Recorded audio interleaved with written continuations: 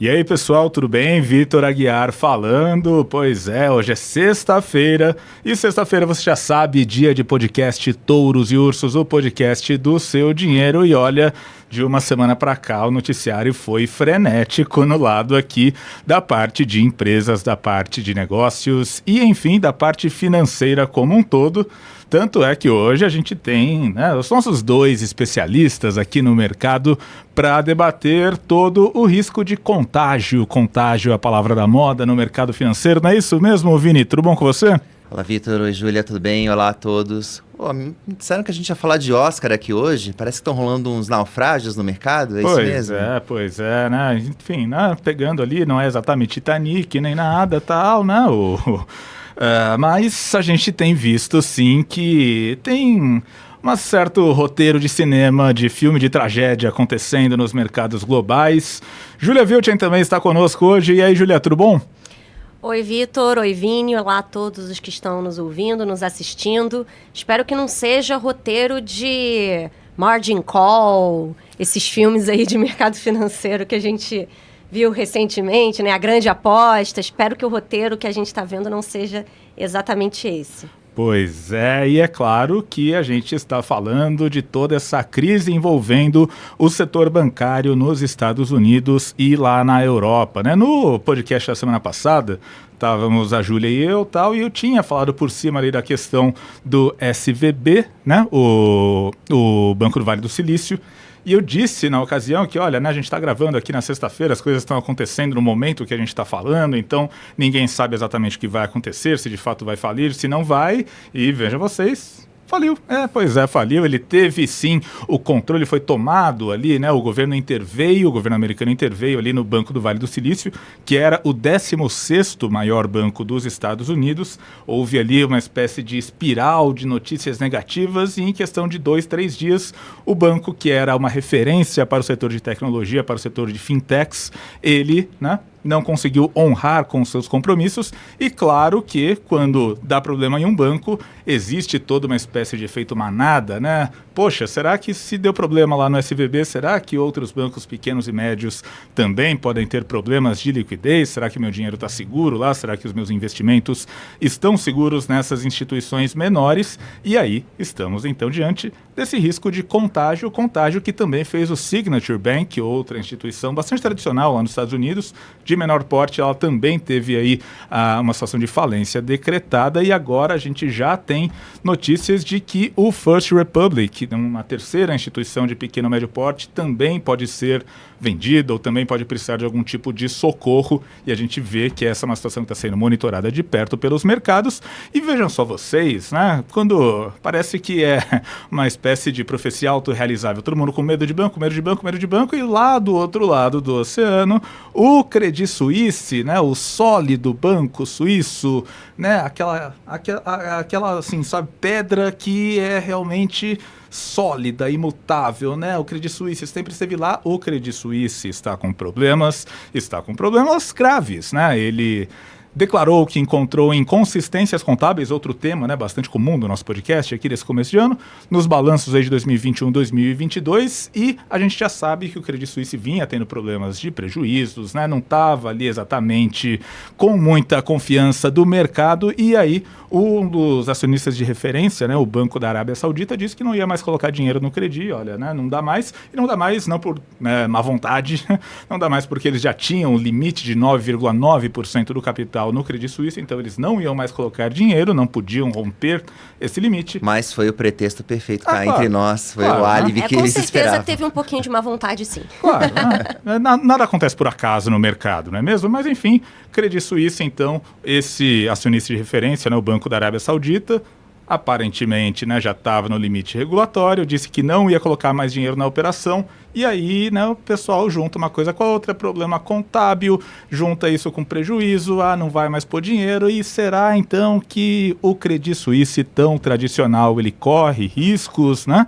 E aí, como resultado, na quarta-feira, ações do Credit Suisse caíram aí 30% lá, né, na Bolsa Suíça, e na quinta-feira todo mundo estava de olho no que o Banco Central da Suíça ia fazer. Será que o BC lá do país ele ia resgatar o Credit Suisse para evitar uma quebradeira maior e tudo mais? Ou será que ele ia deixar, né, a bola rolar e ali, né, não intervir, né, deixa lá os meninos brincarem e tal? E a gente viu que o Banco Central Suíço, claro que ele não deixou a coisa rolar naturalmente, digamos assim, e anunciou já um resgate, um belo de um resgate para o Credit Suisse. Mas a gente fala disso daqui a pouquinho. Queria passar a bola aqui para a Júlia, né, porque, enfim, falei bastante coisa, é uma história complexa e todo mundo tem o medo de que esse vírus ele se espalhe e, oh meu Deus, será que outros bancos lá nos Estados Unidos, bancos na Europa e bancos grandes podem sofrer com essa quebradeira, esse risco sistêmico? O que é que está em jogo? Enfim, Júlia, queria ouvir de você, né? Explica aqui pra gente direitinho o que aconteceu lá, como é que essa situação, ela, né, enfim, como ela teve início e como que foi tudo tão rápido. E o Fed, o Federal Reserve, Banco Central dos Estados Unidos, o que eles fizeram para, enfim, né, tentar evitar um problema maior? Então, Vitor, eu estava de plantão no fim de semana passado, quando se desenrolaram aí os acontecimentos relacionados ao SVB. Então, deu para entrar bastante nessa história, entender o que estava acontecendo e trazer aqui para os nossos ouvintes e espectadores em mais detalhe, né, o que aconteceu com esses bancos americanos que quebraram da semana passada para cá, né, principalmente aí o SVB, que foi o caso mais notório. Basicamente, o que aconteceu com esses bancos? Eles são bancos médios, né, bancos de menor porte. Então, eles têm aí são mais sensíveis a soluços macroeconômicos, né? A gente sabe bastante disso. Aqui no Brasil, a gente, quando fala de risco de investimento, de comprar título de renda fixa de banco, a gente sempre alerta, né? Bancos médios são mais arriscados, porque são mais sensíveis, naturalmente, aos soluços econômicos. E esses bancos que quebraram, em particular, né? O SVB... A gente teve o caso do Silvergate na semana passada, que eu trouxe aqui também no podcast, e depois o Signature Bank, que acabou sofrendo intervenção no fim de semana também e fechando as portas. Esses bancos, eles tinham clientes também mais arriscados, né? Então, clientes são bancos de nicho, são clientes que tipicamente os bancões negam, né, com os quais os bancões não querem muito trabalhar. Então, no caso do SVB, por exemplo, eram startups de tecnologia, né, empresas menores de tecnologia. No caso do Silvergate, a gente tinha lá empresas cripto, né? E isso também é uma característica dos bancos médios brasileiros, por exemplo, né, de trabalhar aí com, por exemplo, devedores mais arriscados, negativados. Então, acabam sendo bancos que trabalham com nichos específicos de clientes e clientes esses que costumam ser mais arriscados e recusados por bancos maiores. Então, eles tinham numa ponta clientes que poderiam precisar de dinheiro a qualquer momento, precisar resgatar os seus depósitos, porque também estão passando por um momento mais crítico aí com essa alta de juros que a gente está vendo globalmente, e em particular aí nos Estados Unidos. Então, setores mais sensíveis da economia que vão precisar de liquidez aí com mais frequência. E a gente vê, na outra ponta, esses bancos deixam, né, os recursos dos clientes depositados justamente em títulos públicos e privados, né, títulos americanos e títulos privados, aí lastreados em hipotecas, títulos esses de renda fixa, né, os depósitos ficam alocados nesses títulos e esses títulos sofrem uma marcação a mercado, né, quando os juros sobem, o preço de mercado desses títulos tipicamente cai. Isso é um fenômeno que a gente observa também em títulos de renda fixa no Brasil de certas características, né? Como os pré-fixados, os atrelados à inflação e tudo mais. Então, esses títulos públicos e privados americanos, eles vinham já sofrendo uma desvalorização, né, por causa da alta de juros futuros nos Estados Unidos, o aperto monetário aí do Fed. E então a gente tinha aí um descasamento, né, entre clientes pedindo resgates porque estavam precisando de dinheiro e bancos que tinham esses recursos depositados em ativos que estavam se desvalorizando e, por causa disso, precisaram vender esses ativos com prejuízo para honrar os seus resgates. E o que aconteceu no caso do SVB em particular, né? A gente tem aqui o caso de um banco que anunciou ao mercado que teve um prejuízo de quase 2 bilhões de dólares com essa venda de títulos, e isso acendeu um sinal de alerta para o mercado e para os próprios clientes do SVB, porque falaram, o banco teve aí um prejuízo forte, né, com uma venda, tendo que vender às pressas títulos. Será que ele vai ter realmente, como você falou, Vitor, recursos para honrar outros resgates, né? Se outros clientes precisarem resgatar? E o SVB ainda falou que ia precisar fazer, né, um aumento de capital para conseguir sobreviver aí a esse prejuízo. Então, isso levou a um pânico, as ações do SVB caíram pra caramba, né, depois desse anúncio, e isso levou também a uma corrida bancária. Os clientes começaram a sacar recursos às pressas do SVB, o que só piorou a situação, criou aí um ciclo vicioso, né? Porque aí o SVB precisou vender mais títulos para honrar esses resgates e tomou mais prejuízo, até que isso culminou com uma intervenção do FDIC, que é o Fundo Garantidor de Créditos nos Estados Unidos, né? Fechou as portas do banco, declarou falência do banco, para não piorar ainda mais a situação, essa espiral negativa, e não contaminar outras instituições financeiras de menor porte com mais corridas bancárias. No caso do SVB em particular, a gente sabe que havia indícios no balanço de que eles não estavam fazendo gestão de risco corretamente. Então é importante até trazer isso aqui. Não era um banco que estava ali fazendo uma gestão de risco super diligente e o aumento de juros quebrou o banco. Não é tão simples assim. O aumento de juros, ele deixa a situação das instituições financeiras em geral mais complicada. Todas elas sofreram com a marcação a mercado dos títulos, onde elas deixavam seus recursos depositados, mas existem gestões de risco e gestões de risco, né? Quem faz uma boa gestão de risco faz hedge para esse tipo de situação, ou seja, faz operações no mercado financeiro para se proteger desse tipo de situação. O SVB aparentemente não vinha fazendo esse hedge corretamente, e ele também tinha uma grande exposição a títulos privados, mais do que a títulos públicos, né, que são mais arriscados, então variam mais, tem mais volatilidade, e também tinha uma grande exposição a títulos longos. Então havia um descasamento de prazos aí, uma exposição grande a títulos longos, né, ou seja, os recursos depositados em títulos longos, enquanto os seus clientes eram clientes, vamos dizer assim, de curto prazo, que podiam precisar de dinheiro a qualquer momento. Então, houve aí claramente um descasamento no caso do SVB. Depois a gente teve esse caso do Signature Bank, que já foi um efeito de contágio, né?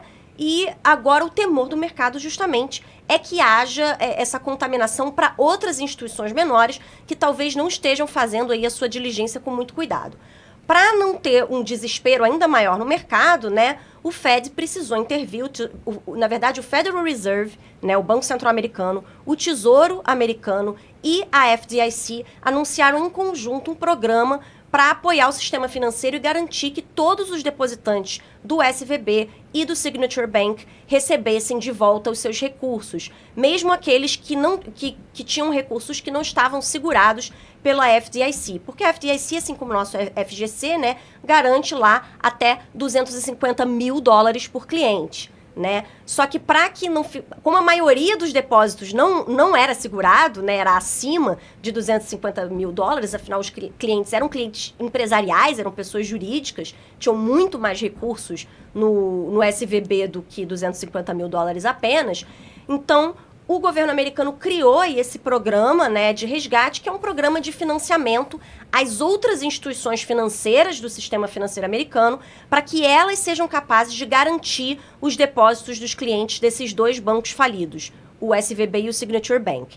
Por meio desse programa, o Federal Reserve vai fornecer uma linha adicional de liquidez, né, de crédito a essas instituições, né, empréstimos de até 1 ano, desde que essas instituições sejam capazes de deixar ativos como garantia, ativos que sigam determinados parâmetros. E segundo o Fed, esse programa elimina a necessidade de uma instituição acabar tendo que vender rapidamente os seus títulos públicos e privados com prejuízo em momentos de estresse. Então, o objetivo desse programa é justamente dar uma segurada aí nas corridas bancárias e nos prejuízos das instituições financeiras americanas, Vitor. Agora, para quem está nos ouvindo, né, pode parecer uma coisa meio etérea, uma coisa meio distante. Não, poxa, um banco da Califórnia que atuava junto às fintechs americanas quebrou e tal, e blá blá blá, parece muito distante. Só que, claro, né, hoje tudo está interligado, né, então o sistema financeiro americano e o sistema financeiro global, todo mundo fica meio que exposto, né, e todo mundo está ali conectado de alguma maneira. Então eu acho que fica, né, uma dúvida e fica uma pergunta que é uma pergunta que faz muito sentido, né, e eu queria ouvir um pouco do Vini sobre isso. Bancos brasileiros, fintechs brasileiras, sei lá, Nubank e outros que têm atuação ali também lá no exterior. Enfim, como é que fica o sistema bancário brasileiro em meio a essa situação tão dramática que a gente viu lá em relação ao SVB e a outros bancos de porte semelhante lá nos Estados Unidos? Vini? Ô, Vitor, acho que dá para dividir essa resposta em duas partes. Vou falar primeiro dos bancos maiores brasileiros, dos grandes bancos. Primeiro é bom dizer que acho que a possibilidade de um contágio e de que os bancos brasileiros, os grandes bancos brasileiros estejam em perigo é baixíssima. Ou seja, os bancos suíços estão com problema, os bancos americanos estão com problemas, mas os bancos brasileiros aqui continuam firmes e fortes. Flight to quality, né? Então, exato. Deu problema, né? Vai no ativo seguro aqui. Vamos lá, compra um Itaúzão, Banco do Brasil, vende, né? Tira o seu depósito lá do Credit Suisse e bota aqui no Banco do Brasil, na Caixa Econômica, que tá tudo bem. Ainda você tem um belo rendimento ali equivalente a 14, quase 14% ao ano. Mas enfim, o fato é que é claro que essa crise preocupa e se houver realmente se essa questão piorar, a gente pode ver algum impacto de curto prazo, porque, como você disse, o sistema financeiro está todo interligado. Então, a gente viu, por exemplo, em 2008, os bancos brasileiros sofreram, teve um resgate, algumas instituições passaram por problemas. Nessa época, a gente teve várias consolidações aqui no sistema financeiro brasileiro, mas não é esse o cenário que a gente vê agora, até porque acho que já não tem mais muito o que comprar aqui no mercado brasileiro. Então, a gente não realmente... Eu vejo pouco risco do sistema brasileiro ser contaminado de uma maneira mais grave por essa crise lá fora. Até porque, como a Júlia bem colocou, o Fed agiu rapidamente e parece que debelou ali os principais problemas que poderiam acontecer no curto prazo relacionados a essas instituições.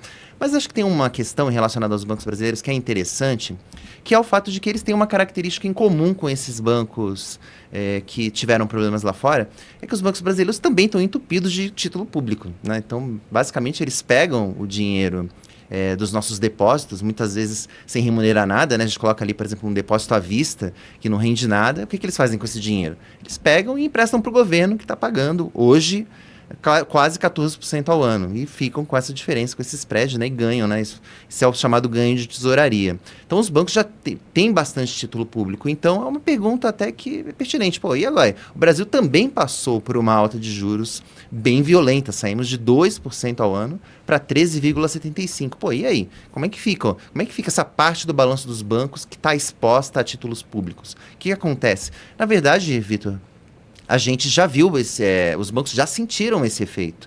Por exemplo, quem tinha muito papel pré-fixado no balanço acabou sofrendo, acabou sentindo. Então, a gente viu bancos, por exemplo, como o Bradesco e o Santander, registrando perdas aí violentas dos seus resultados de tesouraria em 2020, principalmente em 2022. Então, esse efeito, e a gente viu isso, e essa perda da tesouraria acabou contribuindo para que, por exemplo, o Bradesco tivesse um resultado bem abaixo do Itaú, por exemplo, e as ações, inclusive, caíram bastante. Então, a gente já viu esse efeito acontecendo, esse efeito SVB, digamos assim, a gente já viu acontecendo nos bancos brasileiros, ou seja, houve perdas e elas foram absorvidas relativamente bem pelos bancos, embora o acionista tenha registrado perdas ali, porque as ações caíram na bolsa. Mas... dito isso, como a gente já não vê uma perspectiva de alta maior da Selic, esse efeito provavelmente já está debelado, já está contido nos bancos brasileiros. Bom, acho que agora passando para a segunda parte da resposta, o que acontece com as fintechs? Porque, em particular, por exemplo, o Nubank. Quando esses problemas começaram a acontecer com os bancos lá fora, criou-se realmente uma dúvida. A primeira é se essas empresas brasileiras tinham relação com esse banco. Afinal de contas, as fintechs brasileiras recebem aportes de recursos de investidores lá fora.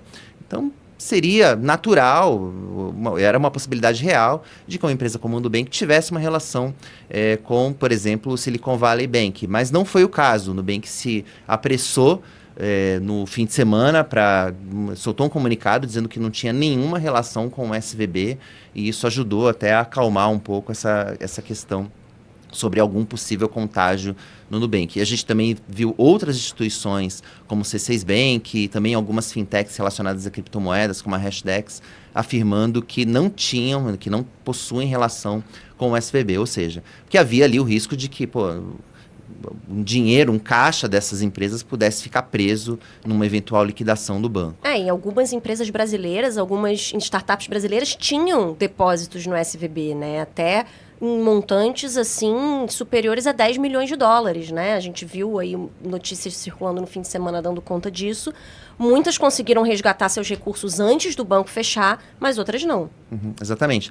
E eu acho também que nesses momentos acaba se criando um ruído de que, então é um banco relacionado a startups, a fintechs quebrou, então, o Nubank vai quebrar também, porque ele é uma fintech, ele é uma startup. Mas é bom deixar claro aqui que o Nubank não tem nada a ver, a característica, a maneira como o Nubank atua não tem nada a ver com o que o Silicon Valley Bank fazia, como a Júlia já colocou. O Nubank é um banco que basicamente tem a principal fonte de receita ali é o cartão de crédito. Então, o Nubank tem risco? Tem, mas o risco dele é de, por exemplo, ele não conseguir controlar os calotes na sua linha de cartões de crédito, né? Ele faz um empréstimo ali sem garantia para os seus clientes, e se ele não fizer bem esse controle, ele pode realmente ter algum problema. Mas assim, isso não tem nada a ver com o que aconteceu com o SVB nessa semana.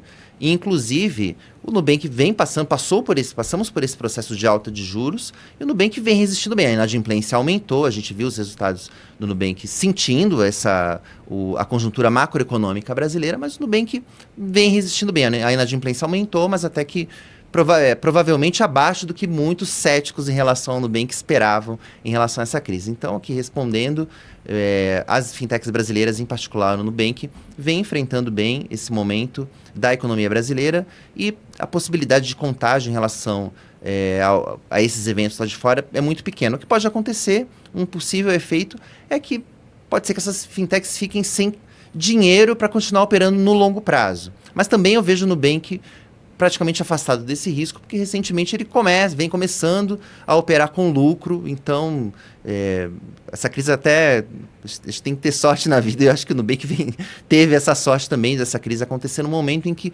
provavelmente ele não vai precisar de recursos, e se ele precisar de recursos, hoje ele é uma empresa de capital aberto, ele pode eventualmente fazer uma emissão de ações no mercado, então ele já não depende mais de fundos, de venture capital, como foi nas primeiras fases de vida dele, Vitor. Sobre o Credit Suisse, só passando mais algumas informações, né?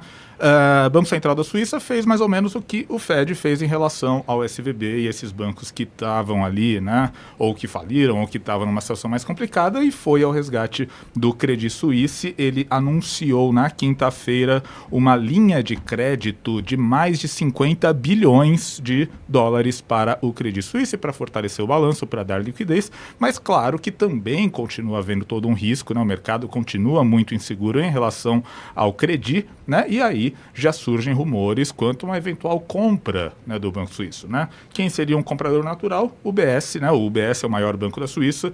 O Credit Suisse está no segundo lugar, então naturalmente, né, ele surge como um candidato natural, mas tem rumores de que instituições do mundo todo poderiam estar de olho, inclusive um braço brasileiro aqui. Tem rumores que não foram confirmados ainda, que, enfim, né, a nossa reportagem até procurou o Safra, né, um braço do Safra de atuação internacional que poderia ter interesse em assumir eventualmente o Credit Suisse caso, né, o quadro chegue a este cenário, né? Mas enfim, bom... Olha, sobre o Credit Suisse eu só arrisco dizer que até a próxima edição do nosso podcast a gente já vai ver um desfecho dessa história, seja lá qual for. Exatamente. Fica aqui a minha bola de cristal. É o tipo de coisa, né, que ou quebra muito rápido ou é salvo muito rápido, né? Mais ou menos Americanas. Americanas, ou acontecia algo dramático para evitar uma tragédia, ou a tragédia aconteceria imediatamente, e a gente sabe qual foi o desfecho do caso Americanas. Mas, bom, dito isso, queria fazer uma pergunta para vocês dois, e também, né, vou dar aqui os meus pitacos a respeito dos reflexos de toda essa crise dos bancos lá nos Estados Unidos e essa instabilidade do Credit Suisse nos mercados como um todo, nos investimentos, e mais que isso, né? Semana que vem a gente tem a chamada super quarta, decisão de juros nos Estados Unidos e no Brasil na próxima quarta-feira. Isso vai mexer nessas decisões. Esse é o, né, como a gente estava falando do Banco da Arábia Saudita, que disse que não ia pôr mais dinheiro, que era um álibi perfeito. Esse é o álibi perfeito para o Banco Central do Brasil cortar juros já na semana que vem. Júlia, o que você acha? Eu acho que não é nenhuma questão de álibi, Vitor. É simplesmente, se você tem empresas de um porte considerável, importante na economia quebrando, né? Você tem uma previsão de que a atividade econômica vai desacelerar, né? E que isso vai esfriar, né, a inflação, que é o que os bancos centrais estão tentando conter com a alta de juros. Então, aumentar mais os juros ou manter o juro alto começa a não ser mais necessário, né? O raciocínio é mais ou menos esse. Bom, se bancos quebram, enfim, você tem aí um certo contágio, ainda que limitado na economia ali, em algumas empresas, você pode ter demissões, você vai ter um desaquecimento da economia. É aquilo, né? O juro alto, o aumento de juro, ele esfria a economia por bem ou por mal, né? Pode ser um soft landing, como eles falam nos Estados Unidos, que, né, vai dar uma leve desaceleração e aí a inflação começa a ficar mais contida, ou pode ter quebra de empresa, demissões, algo mais brusco, e você vê aí, enfim, vai no amor ou na dor. Nesse caso, pode ser que tenha ido na dor mesmo. Mas você acha que o Copom vai baixar juros já nessa reunião? Não acho. Eu acho que ele pode começar a indicar mais cedo um corte de juro. Mas o que a gente viu hoje, né? O Banco Central Europeu aumentou juro em 0,5 ponto percentual, que era o planejado antes dessa questão do Credit Suisse, né? O mercado tinha até começado a apostar que o aumento ia ser menor, ou que não ia aumentar, e não. O BCE foi lá e aumentou conforme o planejado. Então, o mercado já espera que o Fed ainda aumente juro, mas talvez não aquele 0,5% que o Powell tinha indicado, né? Que seja só 0,25%. Então, o nosso BC está atento a isso, né? O nosso juro já está alto há muito tempo e aqui também não pode ficar alto por muito tempo, senão aí sim pode começar a ter efeitos perniciosos nas empresas brasileiras. Então, eu não acho que o BC vai cortar juros já agora, mas eu acho que ele já pode começar a dar um indicativo de que vai cortar juro bem em breve, não só lá no meio do ano ou no segundo semestre, como o mercado estava esperando. Não sei você, Vini, como é que você vê? Se você acha que o corte já vem... Não, eu estou contigo. Eu não vejo, acho muito pouco provável que o Banco Central corte juros já nessa reunião da semana que vem. Além das decisões dos outros BCs, no caso, a gente teve o Banco Central Europeu e no mesmo dia, né, horas antes do Copom decidir, a gente vai ter a decisão do Fed sobre os juros nos Estados Unidos. Acho que além desse fator do que os outros BCs estão fazendo, aqui no Brasil tem uma outra questão fundamental, que é o anúncio da famosa âncora fiscal que vai substituir o teto de gastos. A grande expectativa é que haja esse anúncio o quanto antes. Essa âncora já vem sendo apresentada para alguns integrantes do governo. Existe muita expectativa do mercado com relação a isso.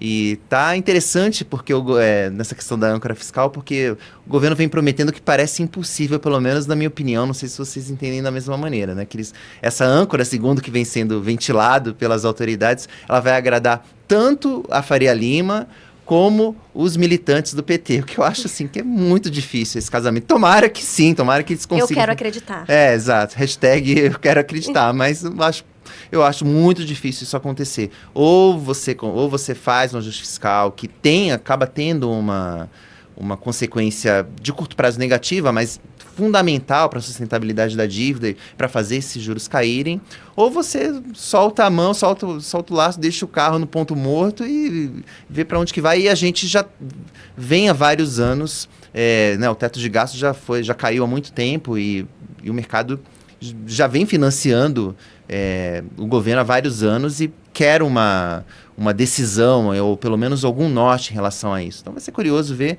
E o governo anunciando a âncora, vai ser curioso saber o que o Banco Central vai comentar sobre isso.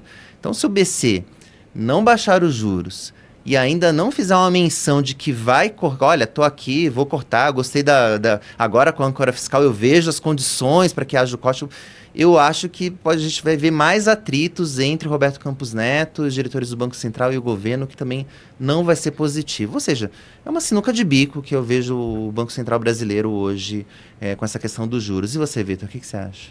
Não, eu acho que quando você tenta agradar a gregos e troianos, você não agrada nenhum dos dois, né? Então me parece que essa coisa de não, a âncora fiscal vai, né, poxa, vai agradar todo mundo, me lembra muito a situação de quando o Joaquim Levy foi anunciado ministro da Fazenda, né? Não, Joaquim Levy, super respeitado, ó, sinalização para Faria Lima, mas ao mesmo tempo, não, veja bem, né? Não é bem assim, aí fica no meio do caminho e você toma pau dos dois lados e a coisa não anda. Então, não sei, vejo como, assim, alguns pés atrás essas declarações de que vai ser lindo, maravilhoso, prefiro ver, né, antes de crer, né? Então, eu assumo uma postura mais cética em relação ao BC. Duvido também que já na semana que vem, né, haja algum corte na Selic, mas eu acredito que a decisão, o comunicado da decisão, ele já deve trazer, sim, alguns elementos que podem guiar o mercado no sentido de, olha, né, não foi agora, mas a porta está aberta para, eventualmente, até na reunião de maio, já haver algum tipo de corte, mesmo que seja de 0,25. Né? Eu acredito que o caminho seja esse, até porque em relação a essa questão dos bancos, né, teoricamente o Brasil não foi diretamente afetado. Né? Eu vejo a situação do Fed como muito mais assim uma entre a cruz e a espada, né? Porque lá nos Estados Unidos, então, a gente tem o Fed abrindo os cofres de novo para injetar liquidez na economia, e aí, teoricamente, né, dar dinheiro não é a única maneira de você injetar liquidez, você também pode mexer ali na parte da política monetária, baixar juros, só que a inflação lá ainda está um pouquinho salgada, a gente vê que as métricas de atividade e outros indicadores lá da economia americana, eles ainda estão aí, né? Eles ainda recomendariam, digamos, uma postura mais prudente, uma alta de juros mais elevada, mas aí, poxa, se eu subo juros, vai dar problema no banco, se eu não subo juros, a inflação fica alta, e aí e agora, o que eu faço, né? Eu acho que essa questão, né, de, poxa, é necessário salvar os bancos para evitar uma quebradeira, isso é muito uma herança do Ben Bernanke, né, o presidente do Fed lá quando teve a crise do Lehman Brothers, e também uma herança da crise de 29, né? O Bernanke, ele é um especialista na crise de 29, e da crise de 29 houve muito dessa postura de o governo não pode intervir na economia, então se os bancos estão quebrando, deixem quebrar e quem for bom vai sobreviver, e aí a gente sabe qual foi o fim dessa história, décadas de crise lá nos Estados Unidos. Então, Bernanke, na crise do Lehman Brothers, ele intervém diretamente, fornece dinheiro não é para deixar faltar liquidez, e essa é meio que uma receita que é seguir até hoje, né? Se tem algum evento extremo, pandemia e agora essa crise dos bancos, injeta liquidez na economia, a economia não pode parar. Mas aí agora o Fed fica numa posição bem, bem difícil, e realmente eu acho que a decisão do Fed, ela vai ficar assim muito, muito em destaque na semana que vem, porque eu acho que não há um consenso ainda muito firme do que pode acontecer. Será que vai parar a alta de juros? Será que vai subir menos? Será que vai subir 0,50? 0,50 me parece que está fora do radar, mas enfim, né, há uma incerteza muito grande. Mas enfim, em relação ao Copom, eu acho muito improvável que já na semana que vem a gente tenha um corte de juros aqui no Brasil. Só um complemento. Eu entendo que os bancos brasileiros não têm problemas, mas essa Selic de 13,75% é um problema para as empresas. Uhum. Que, por consequência, pode virar um problema dos bancos se a gente começar a ver uma onda de calotes nos pagamentos. Então, eu entendo que existe uma questão microeconômica que o Copom deveria olhar na hora de tomar suas próximas decisões sobre juros, sim. O problema é que essa questão política acabou nublando todo esse debate, porque se o Copom decide tomar uma decisão técnica de baixar os juros já nessa próxima reunião, o que o mercado vai interpretar? Que houve uma pressão política, está baixando porque houve uma pressão política. Então, eu vejo, quando eu falo que o Copom está numa sinuca de bico, eu vejo um pouco por conta disso, porque o debate acabou contaminado por toda essa questão do PT e do governo contra o Roberto Campos Neto. Eu discordo um pouco, Vini, que o mercado interpretaria que houve uma pressão política, porque eu acho que o mercado também quer muito que o juro caia. Então, mesmo que alguém ache que houve uma pressão política, não vai falar, porque caiu legal, sabe? E assim, eu acho que o Brasil está numa posição muito mais confortável agora do que os países desenvolvidos, eu nem acredito que estou falando isso, mas, enfim, para baixar juro, né? Porque a gente já subiu o juro há mais tempo, já mantém o juro alto há mais tempo, a nossa inflação já começou a reagir, agora a gente tem uma crise lá fora que pode esfriar ainda mais para a gente, baixar ainda mais a nossa inflação, a gente está vendo aí o petróleo caindo pra caramba com essa história toda, pode ter reflexo nos preços dos combustíveis, o que seria benéfico para a inflação aqui. Então, a nossa questão é mais a âncora fiscal, é mais os juros longos, né, do que propriamente a inflação. Então, assim, se essa âncora fiscal for alguma coisa melhor do que nada, o Copom vai ter mais tranquilidade para baixar juro aqui. O Fed está numa situação mais complicada, eu acho, porque lá, realmente, eles ainda não podem cortar juro de jeito nenhum, porque a inflação lá ainda está pesada, né? É um negócio, assim, impressionante, essa economia que não desaquece por nada nesse mundo. Enfim, eles ainda podem precisar subir juro, aí vão ter que subir pouco, porque, né, os bancos estão nessa situação. Então, eu acho que eles estão numa situação mais complicada do que propriamente o Copom. Eu acho que o Copom está só esperando essa âncora fiscal aí para já dar os próximos passos de quando é que o corte vem. Eu vou prever o seguinte, se acontecer esse cenário que é o menos esperado de um corte de juros na próxima reunião, provavelmente os economistas vão chiar, porque eles vão ficar de olho ali nas expectativas de inflação, que ainda estão acima da meta, vão ficar de olho nos índices correntes de inflação, que ainda estão altos. A gente teve um IPCA que veio um pouco acima das expectativas. Então, eu vejo os economistas chiando, mas do outro lado, gestores, quem está do outro lado no mercado, quem está operando, eu acho que se achou ruim, vai pelo menos pagar para ver. Não, com certeza. Se me bobear, ainda manda um hashtag eu já sabia.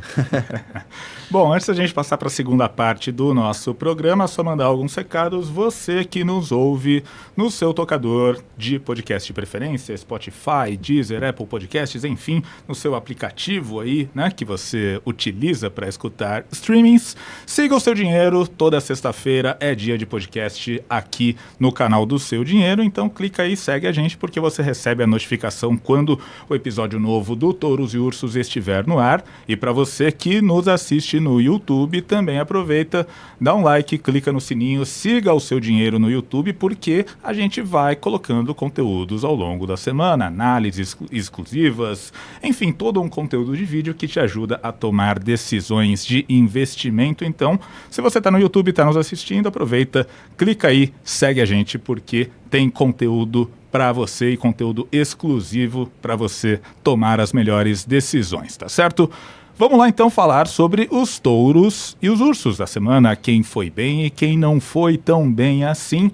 Começando, vamos começar pela parte ruim, depois a gente deixa o melhor pro final. Começar pelos ursos e, bom, acho que vamos com a Júlia. Júlia, por favor, quem que é o seu urso desta semana? Meu urso da semana, Vitor, é a Meta, novo nome aí do Facebook, a dona aí do Facebook, Instagram, WhatsApp, que anunciou essa semana mais uma onda de demissões, né? Depois de demitir 11 mil funcionários em novembro do ano passado, a Meta agora vai demitir mais 10 mil pessoas nos próximos meses, de acordo com esse anúncio feito pelo próprio Mark Zuckerberg num e-mail a funcionários na última terça-feira, que foi também publicado no blog da empresa. E aí, com isso, a Meta vai totalizar mais de 20 mil demissões num período de pouco mais de um ano, né? Se tornando a companhia com mais demissões nessa leva de cortes aí das Big Techs que a gente tem visto nos Estados Unidos e aqui também, né, em vários lugares do mundo, as empresas de tecnologia demitindo, e a Meta vai ficar com essa coroa aí, nada lisonjeira, de empresa que mais demitiu, né? 21 mil demitidos, também congelou aí 5 mil vagas que estavam em aberto. Eu escolhi como urso porque, embora essa seja uma readequação, né, da companhia, enfim, os tempos áureos aí da pandemia, em que as pessoas estavam muito mais no digital, ficaram para trás. Então, as empresas de tecnologia entendem que precisam reduzir agora os seus quadros de funcionários, né, voltar a ter um tamanho mais razoável ao que está acontecendo no momento, né? As pessoas saíram um pouco da frente das telas da pandemia para cá. Então, isso meio que justifica essas demissões. A Meta também está encerrando aí uma série de projetos que tinha acabado de começar, né? Enfim, mal começou, já está enterrando aí esses projetos, justamente para se readequar financeiramente à nova realidade.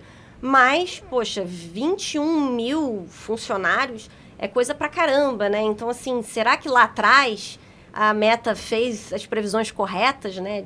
De como se preparar para crescer nos anos seguintes? Porque é muita gente. E eu confesso que eu também acho estranha essa prática de você dizer que vai demitir 10 mil pessoas publicamente a partir do mês seguinte, né? A partir de abril, que a Meta falou. Assim, então vai ficar... Cria-se um clima ótimo. Vai ficar todo mundo trabalhando durante o restante do mês de março, vai ficar todo mundo trabalhando, esperando a demissão que vai acontecer no mês de abril. Não sei se são melhores práticas de RH, né? Não sou especialista em RH, mas acho que eu, como gestora, não faria algo assim, né? Não sei o que vocês pensam. Mas, enfim, a Meta, meu urso aí da semana. Além da péssima prática de RH...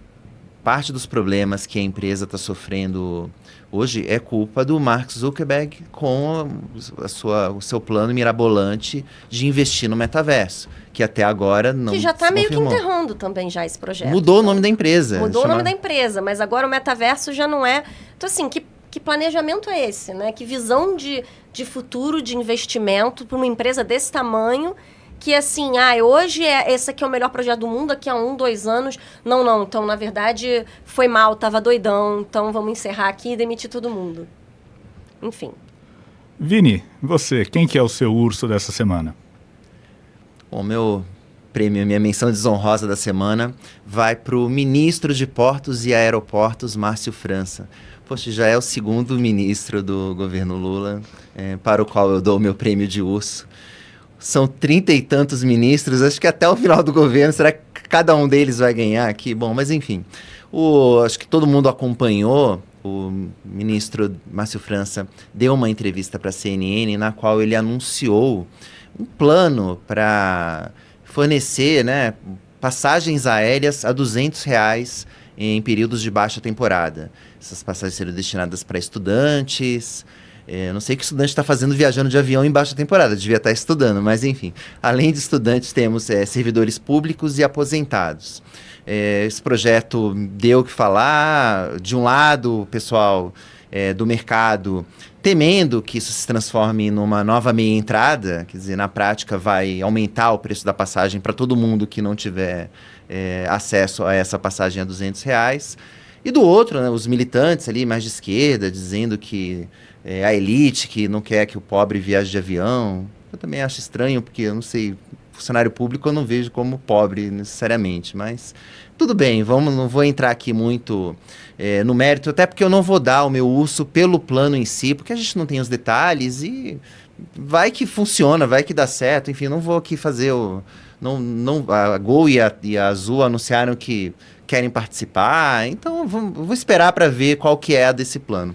Eu estou dando o prêmio de urso para o Márcio França, porque logo depois dessa entrevista, houve uma reunião ministerial na qual o presidente Lula estava fulo da vida, pagou uma geral e aí acabou sobrando para todos os ministros. E ele afirmou, né, que, entre aspas aqui, qualquer genialidade que alguém possa ter deve ser anunciado primeiro para a Casa Civil, ou seja... Márcio França aparentemente andou falando demais e antes de combinar com os russos ali, no caso, o próprio governo, sobre esse programa. É claro que ele não citou o nome do ministro, mas deu a entender que ele andou falando demais e antes da hora. Por isso vai aqui o meu prêmio de urso da semana para o Márcio França, Vitor. A Márcio França tomou ali o clássico pito, né? Um pito público, né? Na frente de todo mundo, que que não se repita, não é mesmo? Bom, mas já que o assunto é viagens, né? Então meu urso também fica com uma empresa do setor, no caso, falando, obviamente, da CVC, né? CVC que já faz anos que está ali num furacão de problemas, né? Parece que de mês em mês acontece alguma coisa com a CVC. Quebra da Avianca, pandemia, problemas contábeis, a gente teve aí, né, problemas envolvendo dúvidas quanto à solvência da Gol e da Azul recentemente. Enfim, acontece tudo com a CVC, e a CVC ela está, né, no hall das empresas que aparentemente está aí com dificuldades, né, em relação ao perfil de dívida, né? E a CVC ela divulgou o balanço do quarto trimestre recentemente, teve um prejuízo aí de quase 100 milhões de reais no quarto trimestre, e no ano de 2022, como um todo, teve um prejuízo aí de 430 milhões. Claro, o mercado olha esses números, não fica satisfeito, mas do lado operacional também vê que a empresa não está conseguindo reagir ali de uma maneira tão intensa assim, né, como se esperava. A parte de reservas ali não está se comportando da maneira como se projetava, a linha de receita também não está crescendo como, né, se esperava da reabertura aí do setor de turismo, mas em relação ao perfil de dívida também, né? Por quê? Porque a CVC ela anunciou que chegou a um acordo com os debenturistas, né?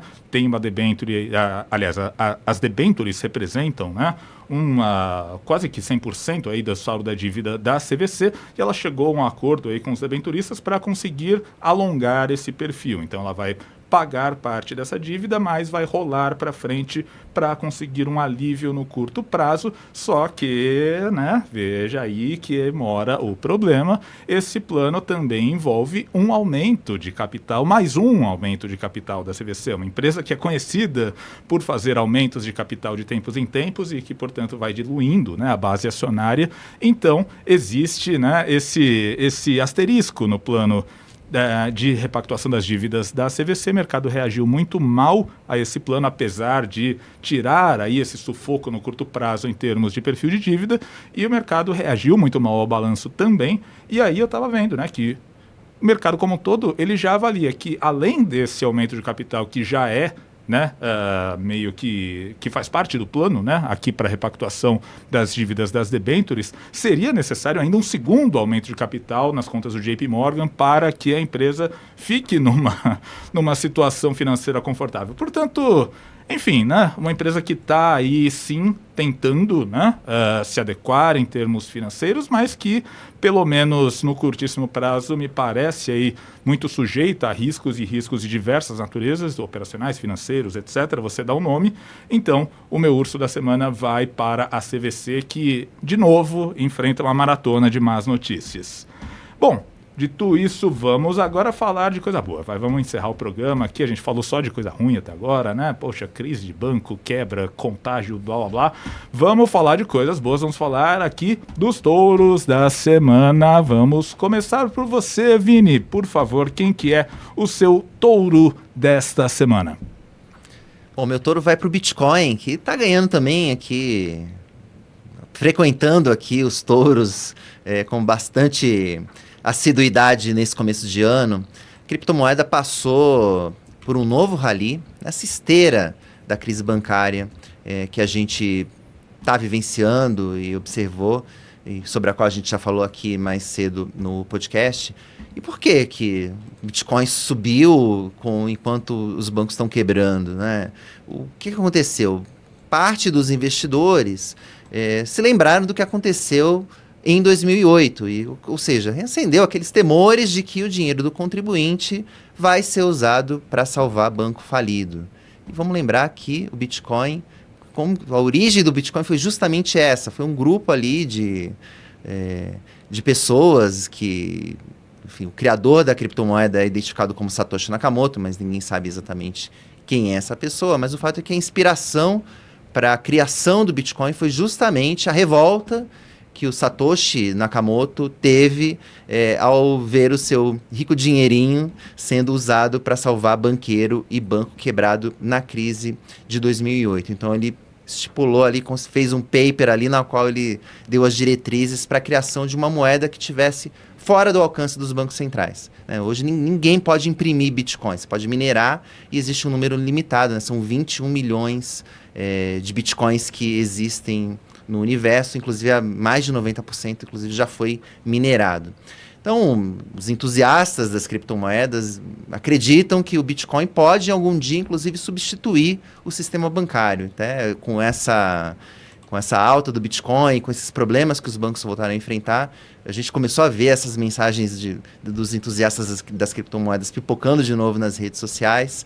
E, inclusive, isso foi tema de uma reportagem que o Renan Souza fez nessa semana lá para o Seu Dinheiro. Qual que é a minha opinião? Eu acho que o buraco é um pouco mais embaixo. Não vejo o Bitcoin sempre substituindo o banco. Mas, de qualquer maneira, o que aconteceu, né? Na prática, o Bitcoin alcançou o patamar, está sendo negociado muito próximo dos $25 mil, o que significa, o que representa uma alta de 50% só nesse começo de ano. Então, é o grande vencedor até este momento que gravamos o podcast. É o grande vencedor entre os ativos financeiros nesse ano de 2023. Então, mais uma vez, vai aqui o meu prêmio de touro para o Bitcoin, Vitor. Tá certo. Vou falar rapidamente do meu touro. Meu touro vai para a IMC, uma empresa aqui da Bolsa, né? Talvez o pessoal não esteja tão familiarizado, International Milk Company, uma empresa que, enfim, tem ali, que atua no setor de alimentação ao varejo. Então ele administra ali marcas KFC, Pizza Hut, Viena, Frango Assado, enfim, né? Uma empresa que tem várias outras companhias do setor de alimentação dentro do seu portfólio. E a IMC Montoro, por quê? Porque ela conseguiu alongar a sua dívida, né? Então a gente falou muito aí, né, de como a situação das empresas está pressionada, como está difícil de acessar o mercado, e a IMC conseguiu alongar a sua dívida. Ela emitiu uma nova série de debêntures, levantou 200 milhões, e com esse dinheiro ela vai pagar uma dívida que tinha um custo muito caro, né? Então, essa debênture que ela emitiu, CDI mais 3,6% em 5 anos, a dívida que ela vai pagar era CDI mais 5%. Então, né, ela está trocando dívida cara por dívida mais barata e dívida mais no longo prazo. Lembrando que a IMC, né, ela foi duramente afetada durante a pandemia porque ela basicamente tem exposição a shoppings, a aeroportos, que foram setores que foram completamente fechados, né, durante ali a Covid-19. Agora ela começa a voltar, ela está aí nesse esforço para, né, se livrar do peso das dívidas e conseguir uma retomada operacional um pouco mais robusta, está num esforço de venda de ativos e conseguiu então essa boa notícia, que é alongar a dívida e, mais que isso, conseguir uma dívida mais barata. Bom, então resta a gente saber da Júlia, quem que é o touro da Júlia nesta semana. Júlia, por favor. Vamos então falar de Oscar e terminar esse programa aqui numa nota positiva. É para isso que eu vim aqui, afinal. Vamos agora no assunto principal do programa, que bom, meu touro não podia deixar de ser, né? Alguém tinha que eleger esse touro. É o filme Tudo em Todo Lugar ao Mesmo Tempo, que foi o grande vencedor do Oscar desse ano, né? Do Oscar 2023. Ganhou como melhor filme e também os principais prêmios da noite, né? Alguns dos principais prêmios da noite.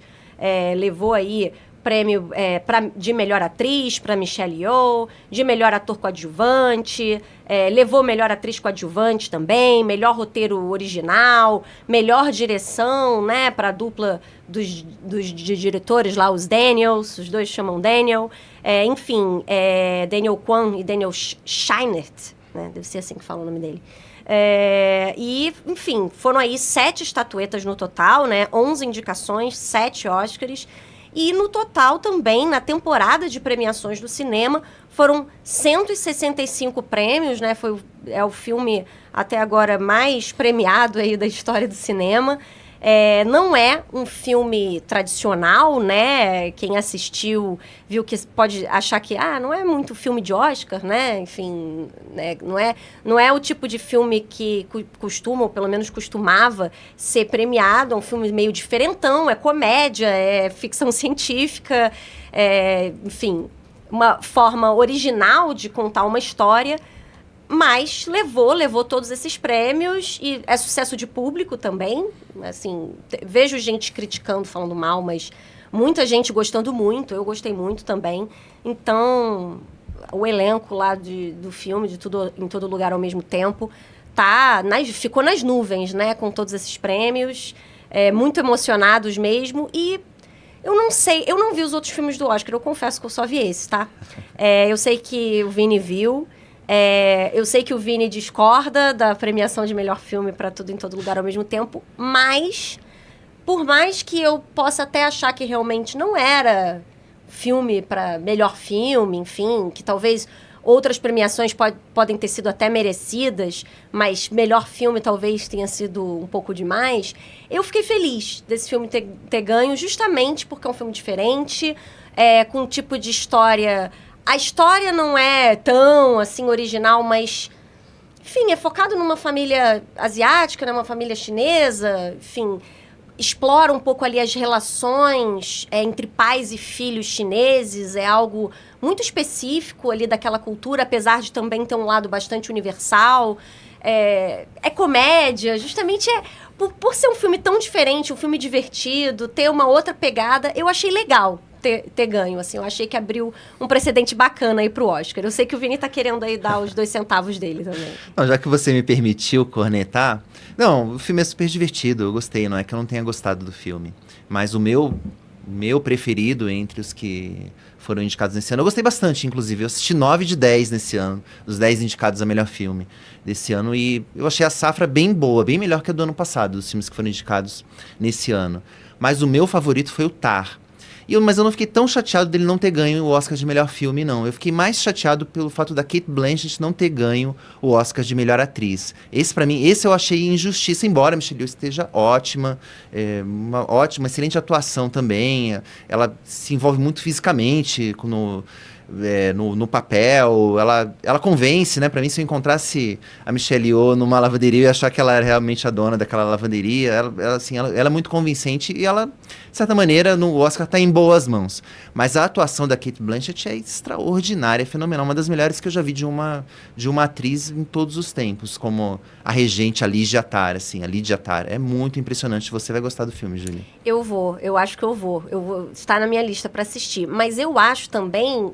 Eu achei legal também a Michelle Yeoh ter ganho, porque é um tipo de papel que eu acho que não costuma trazer Oscar. Um papel de comédia, de luta, né, de kung fu, tipo... Eu descobri, né, recentemente, eu sempre fui fã da Michelle Yeoh porque eu assistia muitos filmes de kung fu dela, os filmes chineses, né, quando passava na Band de terça-noite, eu assistia muito, eu gostava muito da Michelle Yeoh. E eu sempre achei que ela era mestra em artes marciais, né? Como outros atores com quem ela contracenava, como o Jack Chan, o Jet Li. Mas ela não é, ela é bailarina clássica. Eu descobri isso recentemente. E ela... Então tem uma identificação com você. Não, exato. Enfim, no fundo eu sabia. Mas assim, eu achei interessante que ela é bailarina clássica e ela faz filmes de luta. E assim... Não é o tipo de papel que você vê ganhando o Oscar por atuação, né? Tipo... O filme que o ator é lutador e aí ele ganha um Oscar por atuação. Então eu achei bem interessante também.